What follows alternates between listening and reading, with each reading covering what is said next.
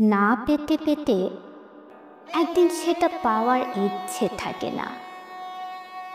নীরবতা মানুষকে গিলে খায়। বুকের মধ্যে জমা কথারা একদিন সেই বুককে শূন্য করে দেয়। যে সম্পর্কে যত কম কথা হয় সেটা ততটাই ফ্যাকাশে হয়ে যায়। অনেক দিন পর আর কিছুই খুঁজে পাওয়া যায় না। অজান্তেই সব কিছু শেষ হয়ে যায়। এক অদৃশ্য দূরত্বের দেয়াল তৈরি হয়। তারপর সেটা অতিক্রম করা ভীষণ কঠিন হয়ে পড়ে।